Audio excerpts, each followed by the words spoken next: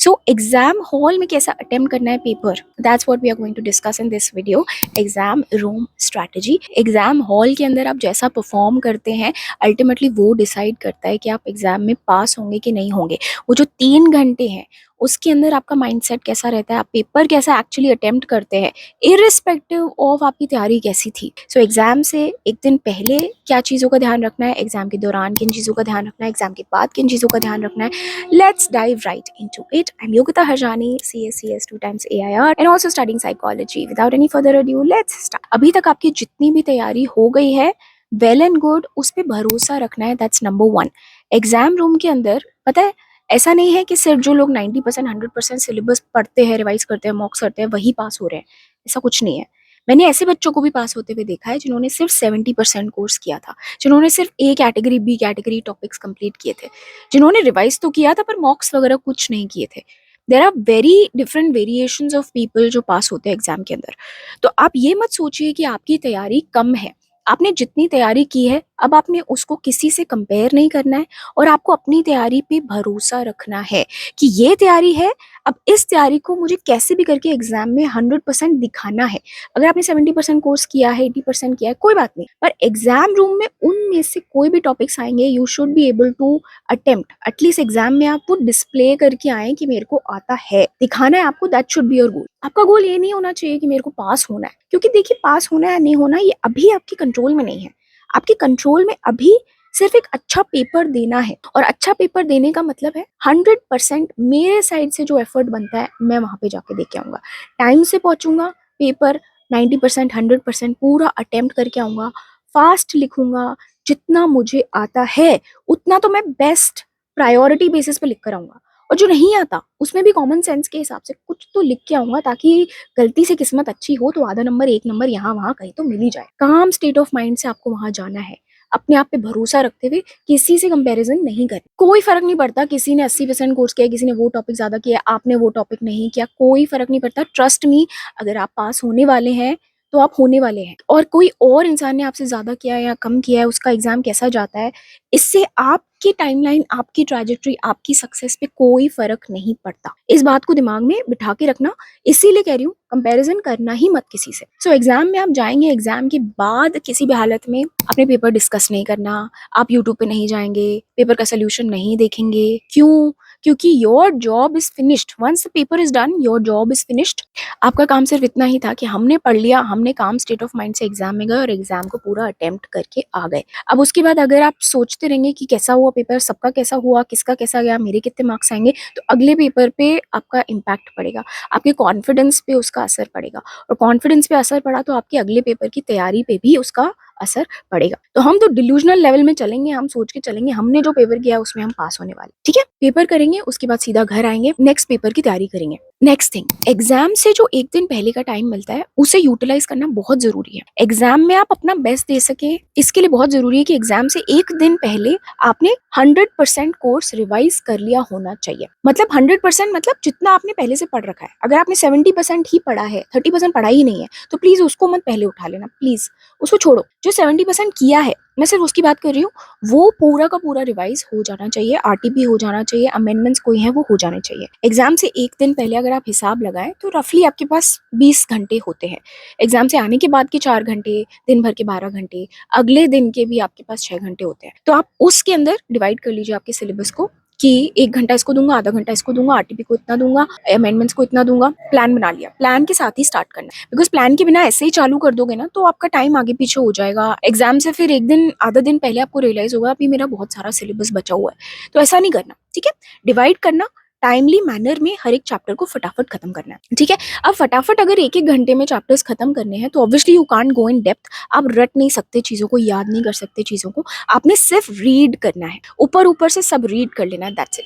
Practical papers के अंदर भी आपने फॉर्मूला स्टेटमेंट्स वगैरह रीड कर लेना है, सारे की क्वेश्चंस के ऊपर ऊपर से आउटलाइंस देख लेने हैं। थ्योरी के अंदर भी सिर्फ समरी नोट्स को रीड कर लेना है एंड मूव ऑन करना है। ये टाइम क्वेश्चंस वगैरह की प्रैक्टिस करने का नहीं है। ठीक है, तो ऐसे आपने 1.5 दिन पहले सारा सिलेबस रिवाइज कर लेना है।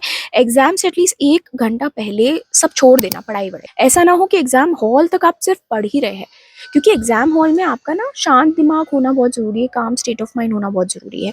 1 घंटा पहले छोड़ देंगे पढ़ाई तो एटलीस्ट एग्जाम में you'll be relaxed. Last minute तक पढ़ते रहेंगे तो दिमाग ऑलरेडी फायर पे है, तो वो वहाँ पे आपको फोकस करने में थोड़ा टाइम लग जाएगा। सो डोंट डू दैट, ठीक है। 1 घंटा पहले पढ़ाई छोड़ देना, टाइम से एग्जाम हॉल में पहुंच जाना। एग्जाम हॉल के अंदर किन चीज़ों का ध्यान रखना है? सो एग्जाम हॉल के अंदर आपके पास जो फर्स्ट 15 मिनट्स हैं उनके अंदर क्या करना है? I give you my suggestion. देखिए, फर्स्ट 15 मिनट्स में आपको एमसीक्यू मिलेंगे नहीं। फर्स्ट 15 मिनट में कंपलसरी क्वेश्चन देखने का कोई सेंस नहीं है, वो काफी बड़ा होता है और वो तो पढ़ना ही है, करना ही है। फर्स्ट 15 मिनट्स इट्स बेटर अगर आप कुछ चॉइसेस कर लें। अब बाकी के क्वेश्चन पेपर को देखिए, उनके लास्ट लाइंस देखकर आप आइडेंटिफाई कीजिए कि वो कौन से चैप्टर्स के अंदर से है, एंड देन कोई 1 या 2 क्वेश्चंस सिलेक्ट कर लीजिए कि ये मुझे आते हैं, इनको मैं पहले अटेम्प्ट करूंगा। सी एग्जाम हॉल में you have to prioritize and first do those questions जो आपके कंफर्ट जोन के अंदर है, यानी कि जो उस सिलेबस से आते हैं जो आप पढ़ के आए हैं, जो 70% 80% आपने पढ़ा है उसके क्वेश्चंस को पहले करिए। आप ईगो में आके वो क्वेश्चंस पहले मत लीजिए जो आपको आते ही नहीं है, जो बहुत ज्यादा ट्रिकी हैं, उसमें आप आधा 1 घंटा 2 घंटा लगा दें, टाइम वेस्ट कर दें।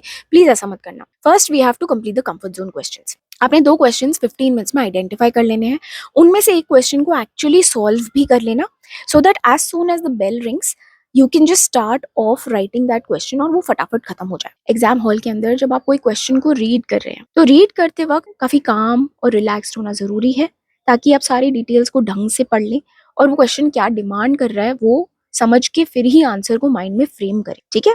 व्हेन यू आर रीडिंग, कई दफा क्वेश्चंस को रीड करने में बच्चे गलती कर लेते हैं। 2 चीजें पूछी होती है, बच्चे एक ही चीज पढ़ के उसी का आंसर दे देते हैं और फिर आधे नंबर चले जाते हैं।